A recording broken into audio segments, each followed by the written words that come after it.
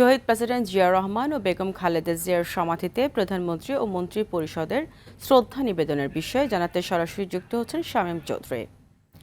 শামীম, প্রধানমন্ত্রী কি সেখানে পৌঁছেছেন কিনা, এছাড়া শ্রদ্ধা নিবেদনের বিষয়ে কি তথ্য আছে এবং মন্ত্রী প্রতিমন্ত্রীরা সেখানে সবাই আছেন কিনা, সেই বিষয়ে বিস্তারিত জানবো আপনার কাছ থেকে।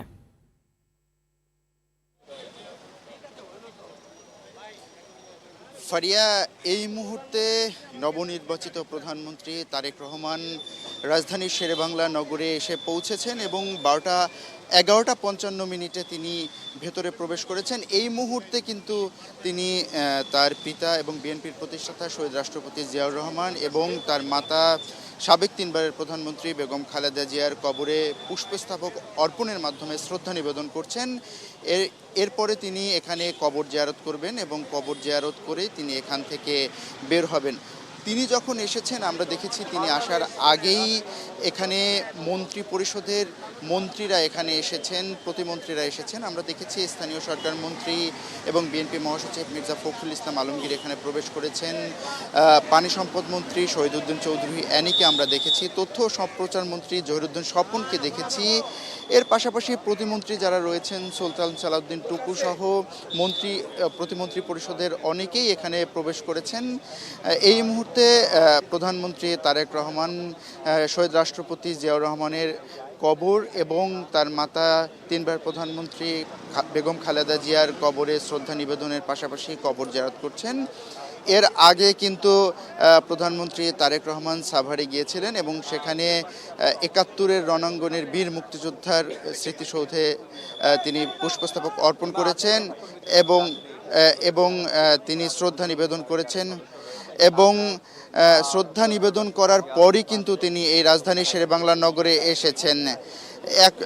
এই মুহূর্তে আমরা যেটা দেখেছি তিনি প্রথমে একা তিনি শ্রদ্ধা নিবেদন করেছেন। এখন মোনাজাত চলছে এবং মোনাজাতের পরে কিন্তু তিনি মন্ত্রী পরিষদের যারা সদস্য রয়েছেন মন্ত্রী প্রতিমন্ত্রী তাদেরকে নিয়ে পুষ্পস্তবক অর্পণ করবেন এবং শ্রদ্ধা নিবেদন করবেন। আমরা যেটা দেখতে পাচ্ছি যে তিনি মোনাজাত করছেন এবং সাবেক রাষ্ট্রপতি শহীদ রাষ্ট্রপতি জিয়াউর রহমান এবং বেগম খালেদা জিয়ার আত্মার মাগফিরাত কামনা করছেন মোনাজাতের মাধ্যমে। এর আগে কিন্তু তিনি শ্রদ্ধা নিবেদন করছেন। মোনাজাতের পরে কিন্তু যারা নবনির্বাচিত মন্ত্রী হয়েছেন প্রতিমন্ত্রী হয়েছেন সেই মন্ত্রী পরিষদের সদস্যদের নিয়ে তিনি এখানে শ্রদ্ধা নিবেদন করবেন এবং কবর জিয়ারত করবেন। এরপরই কিন্তু তিনি চলে যাবেন সচিবালয়ে। তবে রেওয়াজ অনুযায়ী আমরা যেটা জানি যে যারা নবনির্বাচিত প্রধানমন্ত্রী হন শপথ গ্রহণের পরে দলের প্রতিষ্ঠাতার কবরে পুষ্পস্তবক অর্পণ এবং শ্রদ্ধা নিবেদন এবং কবর জিয়ারতের পরই কিন্তু একটা রেওয়াজ থাকে যে প্রধানমন্ত্রীর তেজগাঁয়ের যে কার্যালয় সেইখানে তিনি যান। এখন নবনির্বাচিত প্রধানমন্ত্রী তারেক রহমান সেখানে যাবেন কিনা সেই বিষয়ে এখন পর্যন্ত আমরা নিশ্চিত হতে পারিনি। তবে এখান থেকে তিনি শ্রদ্ধা নিবেদন করে কবর জিয়ারত করে সচিবালয়ে যাবেন এবং সচিবালয়ে কিন্তু আজকে তার প্রথম কর্মদিবস। তিনি মন্ত্রী পরিষদের সদস্যদের নিয়ে তার প্রথম কর্মদিবসে তিনি সচিবালয়ে কাজ করবেন। আর আপনারা যেমনটি জানেন যে এর আগে কিন্তু তিনি সাভারে গিয়েছিলেন। সাভারে কিন্তু তিনি 71-এর রণাঙ্গনের শহীদ যারা হয়েছেন বীর মুক্তিযোদ্ধা তাদের সমাধিসৌধে পুষ্পস্তবক অর্পণ করেছেন এবং পুষ্পস্তবক অর্পণ করার পাশাপাশি কিন্তু তিনি তাদের আত্মার মাগফিরাত কামনার জন্য কবর জিয়ারত করেছেন। ফারিয়া, যেটা দেশবাসী সহ সবাই জানে গতকালই কিন্তু একটা ইতিহাস সৃষ্টি হয়েছে, বাংলাদেশের ইতিহাসের নতুন একটা অধ্যায় সূচনা হয়েছে। খোলা আকাশের নিচে এই প্রথমই বাংলাদেশের কোনো প্রধানমন্ত্রী তার মন্ত্রী পরিষদের সদস্যদের নিয়ে শপথ গ্রহণ করেছেন এবং গতকালকেই তারেক রহমান প্রধানমন্ত্রী হিসাবে তিনি শপথ গ্রহণ করেছেন এবং তাকে শপথ গ্রহণ করিয়েছেন বাংলাদেশের রাষ্ট্রপতি মহামান্য রাষ্ট্রপতি।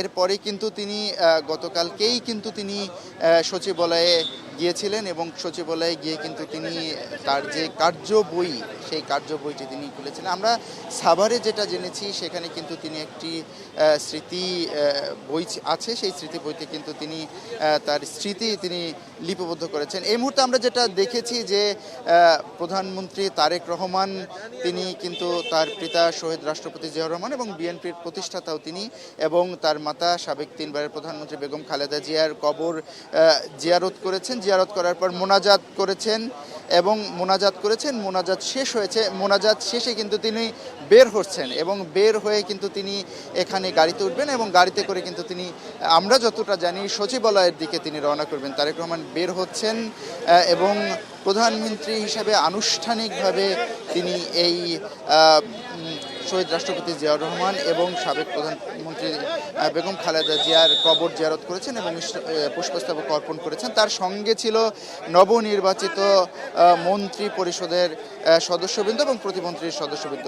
তো ফারিয়া, এখন প্রধানমন্ত্রী বের হয়েছেন এবং সচিবালয়ের উদ্দেশ্যে তিনি রওনা করবেন। এই ছিল রাজধানী শেরেবাংলা নগর জিয়া উদ্যান থেকে আমার কাছে সর্বশেষ। শামীম, আপনাকে ধন্যবাদ।